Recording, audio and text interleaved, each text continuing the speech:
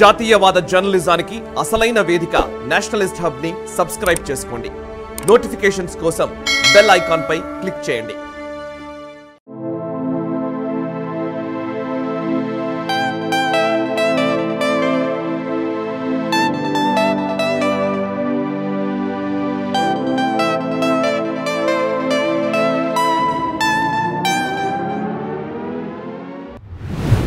ఓం శ్రీ గోమాత్రే నమః. జై శ్రీరామ్. ఈ భారతదేశం సనాతన ధర్మం, వైదిక ధర్మం. వైదిక ధర్మంలో ఆవుతోనే జీవితం స్టార్ట్ అవుతుంది, ఆవుతోనే జీవితం సమాప్తం అవుతుంది. కాబట్టి మనకి చిన్నప్పుడు తల్లిగా ఆవు ఉంటుంది, మన యొక్క కొంచెం పెద్ద వయసులో ఒక సోదరిగా ఆవు ఉంటుంది. అదేవిధంగా పెళ్ళైనప్పుడు ధర్మపత్నిగా ఆ ధర్మదేవత ఆవు మీకు తోడుగా ఉంటుంది. అదేవిధంగా మీకు పుట్టినటువంటి ఆ యొక్క కూతురు పుత్రిక ఏదందో పుత్రిక కూడా ఆవు ఉంటుంది.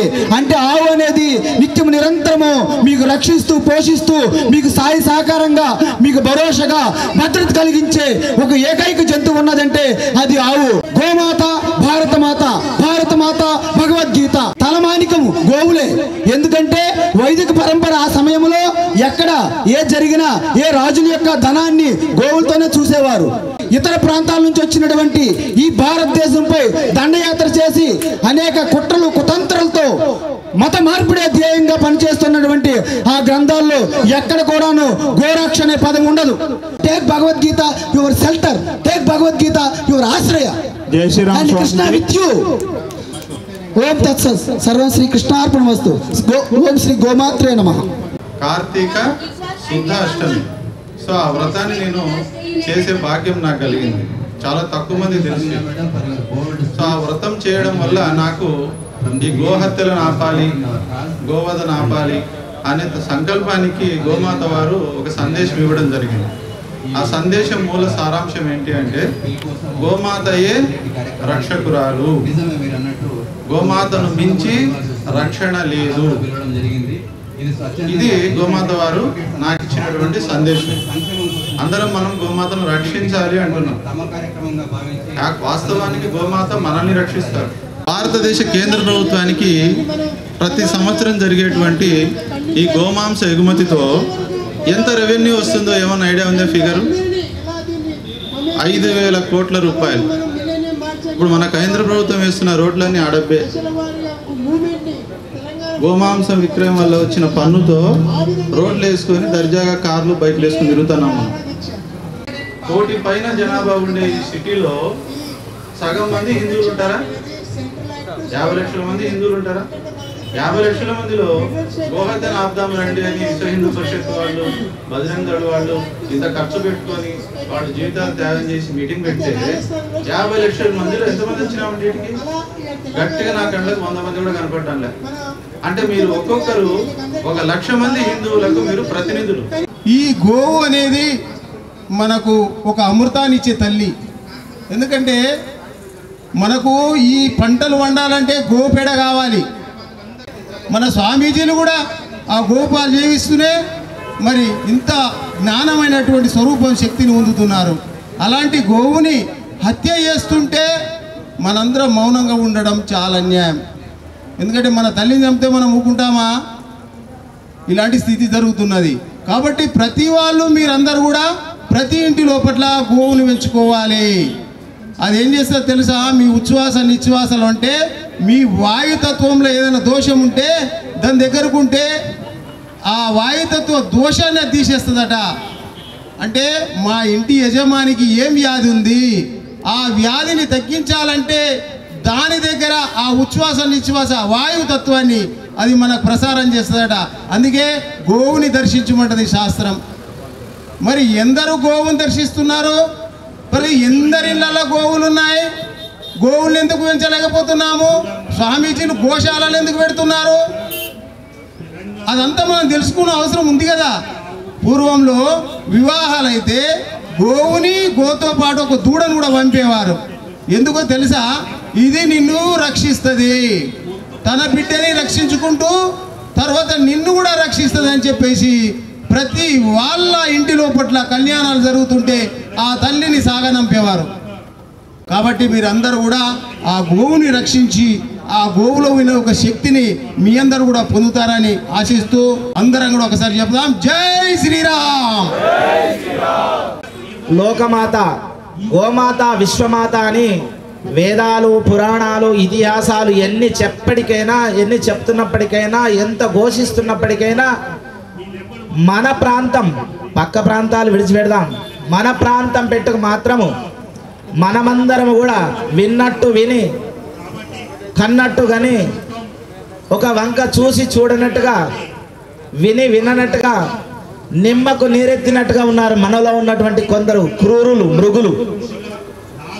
ఆ క్రూరత్వమును మాపినట్టయితే, మానవత్వప్రదంతో ముందుకు వచ్చినట్టయితే గోమాతను రక్షించుకోగలుగుతాం. గోవు అంటే దేశానికి ఒక ధర్మదేవత. గావో విశ్వశగా, గావు అంటే విశ్వానికి ఒక తల్లి లాంటిది. చాలా చెప్తున్నాం, అందరు మాటల కాడికి మాత్రమే సరిపోతున్నాయి. కానీ ఈనాడు పరిషత్తు ముందుకొచ్చి ప్రతి గ్రామంలో ఒక యువకులను చైతన్యపరిచి ఆ విధంగా ముందుకు వెళ్ళి గోవు అంటే ఏమిటో మన ప్రస్తుతం నడుస్తున్నటువంటి ప్రభుత్వానికి వివరించాలనేటువంటి ఒక శక్తితో ఈనాడు మనం ఇక్కడ కార్యక్రమం ఏర్పాటు చేసుకున్నాం. ఈ కార్యక్రమంలో భాగంగా నా పని అని మనం చేసుకున్న నాడు, మన గోవును మనం రక్షిస్తామని మనం కంకణబద్ధులమైన నాడు, ఆ ప్రభుత్వాలే మనకు దిగి వచ్చి, అయ్యా మేము ఈనాడు మీరు చేసినటువంటి ప్రతిఫలానికి మేము సంపూర్ణంగా మద్దతు తెలుపుదామని ఆ ప్రభుత్వాలే వాళ్ళ నోటితో అనిపించేంత వరకు మనం ఈ యొక్క కార్యక్రమాన్ని ముందుకు తీసుకెళ్ళవలసినటువంటి అవసరం మన పైన ఉంది. కబేలాల నుండి విముక్తి పరచాలి. అయితే ఆ ప్రభుత్వానికి ఆ సద్బుద్ధి ప్రసాదించాలి. ఎవరు ప్రసాదించాలి? కాబట్టి పెద్ద పెద్ద స్వాముల శిష్యులు అయితే ఎవరైతే ఉన్నారో, వాళ్ళకి శిష్యులు, రాజకీయ నాయకులు ఎవరైతే ఉన్నారో, మొట్టమొదటి తాళం ఎక్కడ ఉంటుంది అంటే పెద్ద స్వాముల దగ్గర ఉంటుంది. ఆ పెద్ద స్వాములు వాళ్ళ శిష్యులకు ఏం బోధించాలంటే, నాయకుల్లారా, శిష్యుల్లారా, భక్తుల్లారా, మీరందరూ కూడా గోవును రక్షించేటటువంటి ఒక చట్టానికి నాంది పలకండి అని వీళ్ళు ఆదేశించాలి. ఆదేశిస్తే మనమందరం ఇక్కడ కూర్చునేటటువంటి దీనిలే కాదు, స్వామీజీలందరూ రోడెక్కవలసిన అవసరం లేదు. నిజమైనటువంటి మానవత్వం కలిగినటువంటి ధర్మం గురించి బోధించబడినటువంటి ఎల్లకాలం దేశము, ధర్మము, భక్తి అని ఎవరైతే తిరుగుతున్నారో వాళ్ళ లోపట నిమ్మకు నీరెత్తినట్టుగా మా స్వామీజులు, మఠాధిపతులు, పీఠాధిపతులను పీఠాలు పెట్టుకొని కూర్చుంటున్నారు కదా, ఆ పీఠాదులకు అంకితం కాకుండా వారి శిష్యవర్గాన్ని పిలిపించి వాళ్ళు ఏం చేయాలి? అయ్యా మీరు రాజ్యాన్ని సక్రమంగానే పాలిస్తున్నారు, పాలించండి. అందులో భాగంగా గోవు అనేటటువంటి మేము ఎంతైతే లభం ఒత్తుకుంటున్నామో మా భక్తవరేణులందరికీ కూడాను మీరు గోవును రక్షించేటటువంటి ఒక భాగ్యంగా మీరు చట్టాన్ని అమలు చేయమని మా స్వామీజులు, పీఠాధిపతులే మొట్టమొదలు అక్కడ పత్రాన్ని అందజేయాల్సి ఉంటుంది. కాబట్టి అందులో భాగంగా మా పరిషత్ పెద్దలు కూడా ముందుకొచ్చి దాంట్లో పాలు పంచుకొని, ఇంకా పరిషత్తులో కూడా పెద్ద పెద్ద స్వామీజులు ఉన్నారు, వాళ్ళందరూ కూడా ఈ వ్యవస్థను వాళ్ళకు వ్యక్తీకరించండి. అందులో భాగంగా సామూహికంగా జరిగి తెలంగాణ ప్రాంతంలో సంపూర్ణంగా గోవధ నిషేధం చేయాలంటే ప్రభుత్వం చేయగలదు. అటువంటి సద్బుద్ధి ఉంది. కానీ అడగకుండా అమ్మాయిని అన్నం పెట్టదన్నట్ట మన వాళ్ళం ఎవరు అడుగుతలేం కాబట్టి అది అలానే జరిగిపోతుంది. అటువంటి యొక్క విషయాన్ని మనం దృష్టిలో ఉంచుకొని అందరం అడిగి మనం యొక్క గోవధ చట్టాన్ని నిర్మూలన చేసి ఆ గోకు రక్షణ కల్పించాలని మన పరిషత్తు ద్వారా, మన స్వామీజీల ద్వారా శ్రీహరి గోసేవ సంస్థ అనే మా యొక్క గోలలో 200 ఆవులు ఉంటాయి. ఆ ఆవులు ఎక్కడ చూసినట్టయితే ఎన్నెన్నో కబేలాలకు పోతుంటే తీసుకొచ్చి మా పిల్లలు, మా బజరంగ దళ పిల్లలు, యువకులందరూ కూడా తీసుకురావడం జరిగింది. వాడికి రక్షణలో భాగంగా మనం ఈరోజు పెంచి పోషిస్తున్నామని కాదు, ఆ దేవీ దేవత మన హృదయ కమలంలో నివసిస్తున్నది కాబట్టి మనం పెంచుతున్నాం, పోషిస్తున్నాం. అలాగే ఆ యొక్క ధర్మదేవత రాష్ట్ర ప్రభుత్వాన్ని హృదయ మందిరంలోకి జోరి వాళ్ళ లోపల కూడా సద్భావన, సద్బుద్ధి ప్రసాదింపజేయాలని తెలియజేస్తూ మీ అందరికీ కూడా పరిషత్ తరపున, మా మఠం తరపున మీకు అందరికి మంగళ శాసనములు తెలియజేస్తూ కృతజ్ఞత చేస్తున్నాం. जय गोमाता की। हाँ, ये जिंदा हिंदू का काम होता है कि जब भी देश के ऊपर में हमारे संस्कृति के ऊपर में, हमारे संस्कार के ऊपर में, हमारे समाज के ऊपर में कभी भी प्रहार होता है और उसके लिए कोई भी संगोष्ठी होता है तो ऐसे जिंदा हिंदू आ जाते हैं बिना पूछे हुए मुझे कहाँ जाना है। इस जिंदा हिंदू के लिए मैं भी ताली बहुत बहुत साधुवाद करता हूँ कि आज विश्व हिंदू परिषद, बजरंग दल, अनेक सारे ऐसे संगठन आकर के जो अपनी वेदना को, संवेदना को, भारत की संस्कृति और संस्कार की रक्षा करने के लिए यहाँ पे आए हैं, सबको साधुवाद। और बैठे हुए या महापुरुष, ये सब महापुरुष हैं, अंदर के सन्यासी हैं। हम लोग तो बाहर के हो सकते हैं लेकिन ये तो अंदर के सन्यासी, अंदर का ही काम करता है, बाहर का कुछ करता नहीं है साहब। इसलिए यादगिरी जी हमारे विश्व हिंदू परिषद में जो गौरक्षण के लिए उन्होंने अपने संकल्प लिया है, हर दिन सुबह उठते हैं और हर व्यापारियों के पास में जाते हैं और अपनी वेदना सुनाते हैं कि विश्व हिंदू परिषद की तरफ से मुझे गौरक्षण करना है।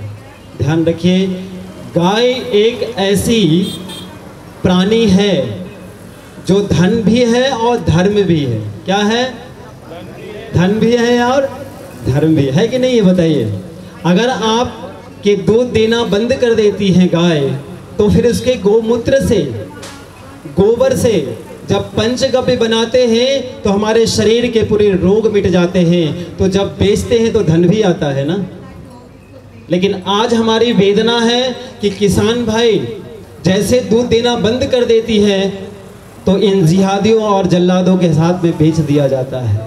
और सुबह सुबह हम चाय की चुस्की लेते हैं, पूरे भारत में लाखों गाय कट जाती हैं साहब। ये वेदना कहाँ से है?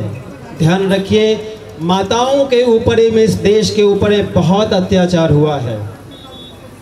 गौ माता, गीता माता, गायत्री माता, गंगा माता, सब माता ही माता, लास्ट में भारत माता।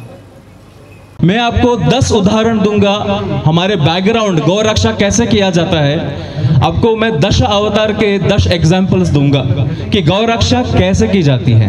ये ऐसे प्रोटेस्ट, धारणा ये करने से गौ रक्षा होगा क्या? उससे अच्छा चुड़िया भर लो। चुड़िया को क्या बोलते तेलुगु में? हाँ क्या? वो भर लो हाथ में।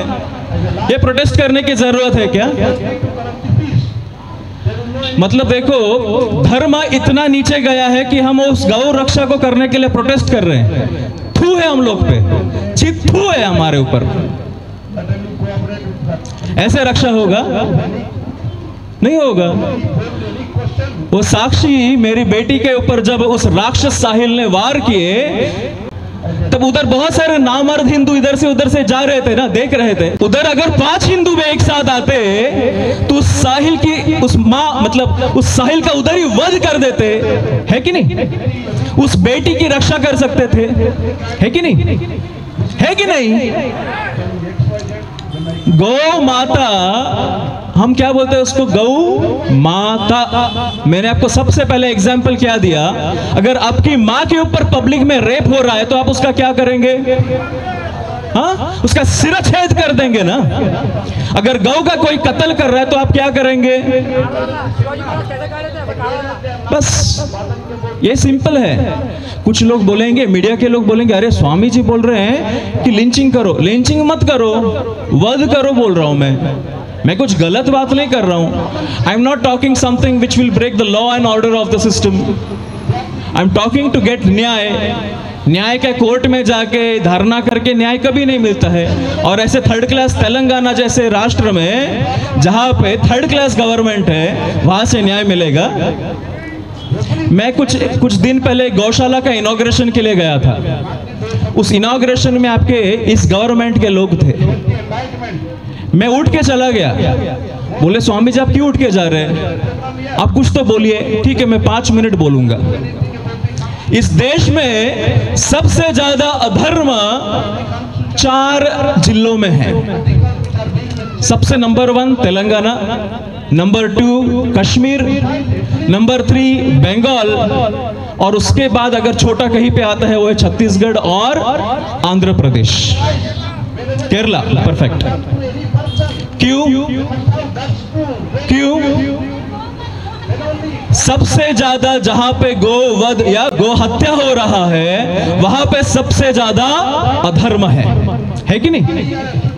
आपके तेलंगाना में सबसे ज्यादा नंबर 1 पे गौ हत्या होती है, सबसे ज्यादा अधर्म इसी स्टेट में है। तो क्या करेंगे, क्या करेंगे? आपका ये जो गवर्नमेंट है ना, एक राक्षस, इस्लामी जिहादी राक्षस के साथ बैठ के इन्होंने गवर्नमेंट फॉर्म किया है।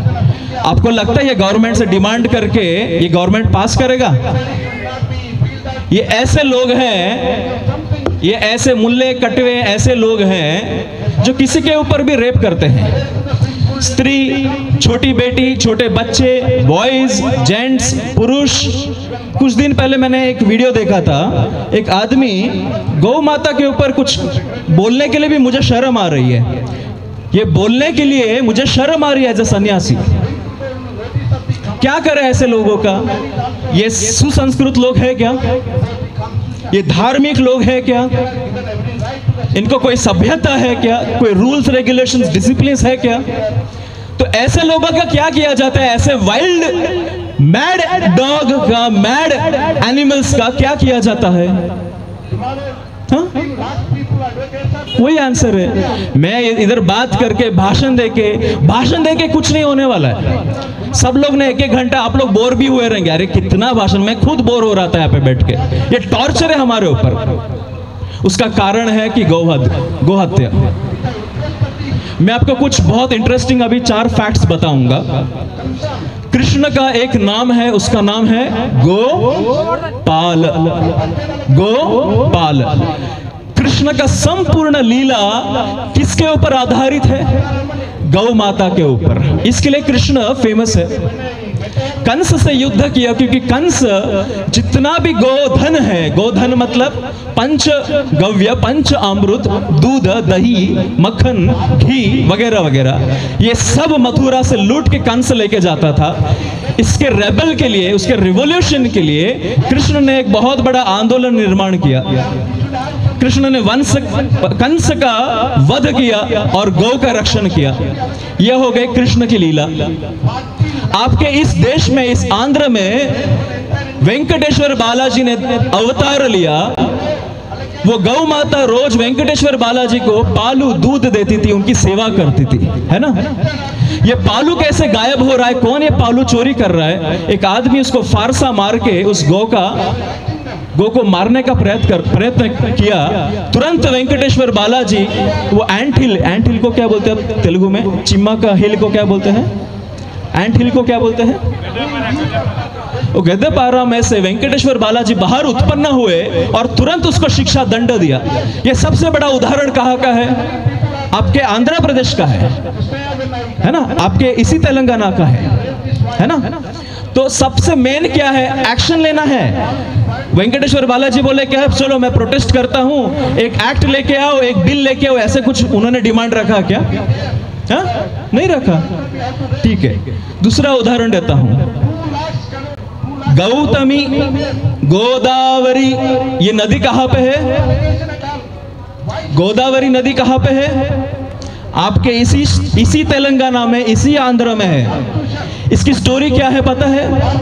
गौतम ऋषि ने एक दिन एक गौ को सिर्फ मारा, सिर्फ एक छोटे से ग्रास से मारा, वो भी पाप है। उस पाप का प्रायश्चित करने के लिए उन्होंने शिव की तपस्या की अनेकों साल से।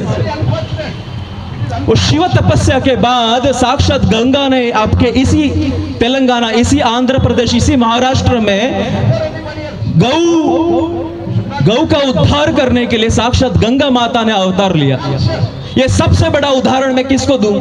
ये तो आप खुद जानते हैं, इस देश से आप है, जिसका नाम भी एक समय में गोवर्धन था। गोवर्धन पर्वत इसी आंध्र में, इसी तेलंगाना में था, जो उठा के बाद में मथुरा में लेके गए। तो मैं आपको क्या उदाहरण दूं? आप ही खुद फेमस है, आप गौ की लीला आप सबसे ज्यादा जानते हैं। परशुराम पता है? परशुराम की सारी लीला क्यों हुई? उसी गौ माता के लिए, उसी कामधेनु के लिए।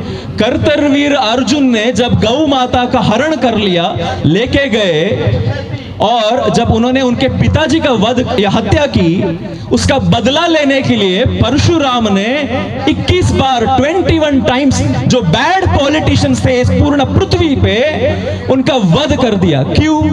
उसी कामधेनु के लिए, उसी गौ माता के लिए, है कि नहीं? तो मैं ऐसे हजारों उदाहरण दे सकता हूं। हमारा सॉल्यूशन क्या है? What is the permanent solution, ultimate solution? Ultimate solution क्या है? डिमांड करना, हमको एक्ट चाहिए, बिल चाहिए।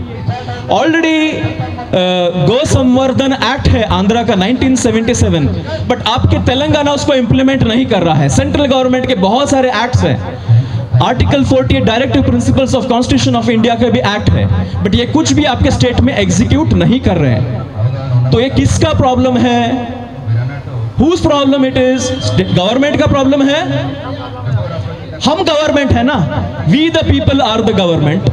गवर्नमेंट को इलेक्ट कौन करता है? क्यों करते हैं? Why have you elected this government? Who is responsible for गौ हत्या? You all are responsible. आप सभी उसमें शामिल है, आप सभी गौ हत्या में शामिल है कि नहीं? हाँ? Indirectly you all are responsible. You have elected this government and you have brought them in power to do गौ हत्या। आपने गवर्नमेंट लाके गौ हत्या को परमानेंट कर दिया है, लीगलाइज किया है। तो इसका दोष किसको लगेगा? इसका दोष किसको लगेगा? आप सभी को। तो अभी हमारे हाथ में क्या है? हाथ में क्या है? एक वोट है। With that vote you can change this third class government. You can bring सबसे बेस्ट लॉ आप इस स्टेट में लेके आ सकते हैं, है कि नहीं?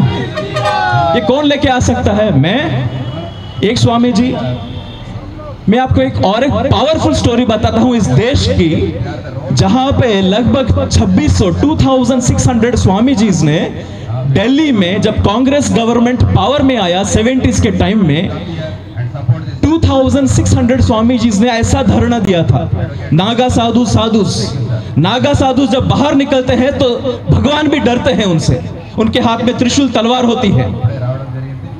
जब उन्होंने वो प्रोटेस्ट धरना लिया कांग्रेस गवर्नमेंट के अगेंस्ट, उस टाइम इंदिरा गांधी पावर में थी और नागा साधु को कंट्रोल करना सबसे डिफिकल्ट था। इंदिरा गांधी ने उस समय क्या किया? जितने भी नागा साधु थे उन सभी को शूट करके मार डाला। वो साधु का क्या डिमांड था? उनको कुछ पैसा चाहिए था, सैलरी चाहिए था, कुछ भी नहीं। उनका एक ही डिमांड था कि गौ रक्षा के लिए आप लॉज, कानून लेके आओ। ये उनका सिंपल डिमांड था। तो इस गौ माता के लिए लगभग 2000 से ज्यादा साधु ने अपना जीवन त्याग दिया। उस समय करपात्री महाराज ने उसी गवर्नमेंट को श्राप दिया कि तुम्हारी भी हत्या उसी तरह से होगी। You will also die the same death। जितने मेरे साधु मरे हैं उस गौ माता के लिए, आप भी उसी तरह से मरोगी। और क्या हुआ इंदिरा गांधी का? I did not tell you। आज का दिन क्या है पता है? आज की दिन एकादशी है। जब साधुओं ने उस दिन आंदोलन किया था, उस दिन गोपाष्टमी थी। गोपाष्टमी मतलब गौ माता की अष्टमी थी। उसी दिन उन्होंने श्राप दिया उस गवर्नमेंट को। वो गवर्नमेंट तो गिर गई और उस गवर्नमेंट में जितने भी राक्षस लोग थे उनका तो साक्षात परमेश्वर ने वध कर दिया। क्या हुआ उस इंदिरा गांधी का? She died bad death। और जो व्यक्ति, जो उस परिवार के लोग उस सीट पे बैठेंगे, प्राइम मिनिस्टर बनेंगे, भगवान उसी दिन, उसी गोपाष्टमी में उनका वध हुआ है। उसी गोपाष्टमी में सेकेंड प्राइम मिनिस्टर कौन थे? उनका भी सेम वैसा ही डेथ हुआ है। क्यों हुआ है? Because they didn't pass go rules. तो ये गवर्नमेंट को मैं आशीर्वाद भी देता हूं और मैं एक आज्ञा भी देता हूं, एक रिक्वेस्ट भी करता हूं, एक निमंत्रण भी देता हूं। Immediately execute the go protection bill. Immediately immediately execute and implement go protection laws in Telangana state. आप जल्दी से जल्दी ये इंप्लीमेंट कीजिए, नहीं तो ये जितने गौ सेवक हैं आपकी कुर्सी तोड़ देंगे। ये मैं आशीर्वाद देता हूं तेलंगाना राज्य को। आप तोड़ेंगे ना, ऐसे अन्यायी राजा की कुर्सी से उतारना है, ये कौन कर सकता है? ऐसे राक्षसों को उनकी कुर्सी से उतारना ये कौन कर सकता है? कौन करेगा? यही गौ सेवा है। गौ सेवा के अनेकों वैज्ञानिक कारण सारे स्वामी जियों ने बताया। अनेकों वैज्ञानिक, आज साइंटिस्ट, मैं IIT से हूं, उसी IIT बॉम्बे में आज साइंटिस्ट रिसर्च कर रहे हैं ऑन कैंसर ट्रीटमेंट। एंड आपको पता है कैंसर ट्रीटमेंट का सबसे बेस्ट और इजी सॉल्यूशन क्या है पता है? गौ यूरिन, काउ यूरिन, गौ मूत्र एंड पंचगव्य। अब प्रतिदिन पंचगव्य और तुलसी रस लेंगे, आपको कैंसर कभी भी नहीं होगा। योर टी सेल्स, आपके कैंसर सेल्स स्ट्रांग बनेंगे आपके बॉडी में, और T cells will become very strong. ये कैसे? ये विज्ञान किसने दिया है? हमारे ऋषि मुनियों ने ये विज्ञान हजारों साल पहले दिया है। ये कहां से आया है? गौ माता से। गौ माता के दूध को साक्षात अमृत बोला है। गौ माता के दूध को साक्षात क्या बोला है? अमृत। तो उस अमृत को हम पीने वाले कौन हैं? उस माँ के हम बेटे हैं। जैसी मेरी माँ का मैं रक्षण करने में सक्षम हूं, वैसे ही इस माता का रक्षण करने के लिए मैं सक्षम बनूंगा। कुछ लोग है ना, मराठी में हम लोग बोलते हैं छड़ी लागे छम छम विद्या यही गम गम। जब तक छड़ी नहीं लगती ना पीठ पे, तब तक बुद्धि ट्यूबलाइट नहीं चमकेगा। तो जब भी जरूरत है दंड का इस्तेमाल करो, उतना ही करना जितना उसको बुद्धि आने तक। मारना नहीं है, डू नॉट किल। हमारा धर्म बोलता है किसी को मारो मत, बट अगर गौ का वध कर रहा है तो उसको छोड़ो मत। समझ गए? Don't spare him. अपने जितने भी लॉयर्स हैं, मैं और एक छठवीं चीज, सिक्स्थ, जितने भी लोग हैं लॉ सीखो, study law, and with the help of law. ये लोग को जस्टिस चिल्ला रहे पीछे, उनको जस्टिस कभी नहीं मिलेगा। लॉ स्टडी करना, और जितने ज्यादा केसेस इन मुसलमानों के ऊपर आप डाल सकते हो उतना डालो, बट कायदे से उनको, with the law, without harming, उनको बिना मारे, बिना कुछ गंदा बोले, उनको लॉ के कायदे से उनको शिक्षा देना। माता की, गंगा माता की, वेद आर्य सनातन वैदिक हिंदू धर्म की, हिंदू धर्म की, हिंदू धर्म की, हिंदू धर्म की। సో ఇది ఇక్కడ పరిస్థితి. అంటే తెలంగాణలో టీఆర్ఎస్ ఏదైతే బీఆర్ఎస్ ప్రభుత్వం ఉందో, ప్రభుత్వం కావాలని కొంతమందికి అంటే ఎంఐఎంకి తలొగ్గి ఇలాంటి పనులు చేస్తుంది అనేసి, ఆవులను రక్షించాల్సిన ప్రభుత్వమే రక్షించకపోతుంది అనేసి హిందూ వర్గాలు అయితే ఇక్కడ చెప్పుకొని వస్తున్నారు. అండ్ బజరంగ్ దళ్ కూడా దీనిపైన ఒక అల్టిమేటం జారీ చేసింది. పోలీసులు ఇక్కడ ఏదైతే బ్యారికేడ్స్ పెట్టి ఈ అక్రమ రవాణాను ఆపుతాము అనేసి చెప్పారో, సో వాళ్ళ మాటలపైన మాకు నమ్మకం లేదు. మేమే పోలీసుల కన్నా ఎక్కువ బ్యారికేడ్స్ పెట్టి ఈ గోవుల అక్రమ రవాణాను ఆపుతామనేసి, బక్రీద్ రోజు ఒక్క ఆవును కూడా చంపకుండా ఉండేట్టు మేము ప్రయత్నిస్తాము అనేసి వాళ్ళు చెప్పుకొని వస్తున్నారు. కెమెరామెన్ హరీష్తో సిద్ధు, నేషనలిస్ట్ హబ్, హైదరాబాద్. ఈ వీడియో మీకు నచ్చినట్టయితే లైక్ చేయండి, 10 మందికి షేర్ చేయండి. అలాగే కామెంట్ల రూపంలో మీ అభిప్రాయాలను మాతో పంచుకోండి. Nationalist hub group of channels ను సబ్స్క్రైబ్ చేసుకుని తెలుగునాట జాతీయవాద జర్నలిజాన్ని ప్రోత్సహించండి. ఈ వీడియో కింద ఉన్న బెల్ ఐకాన్ పై క్లిక్ చేయడం మర్చిపోవద్దు.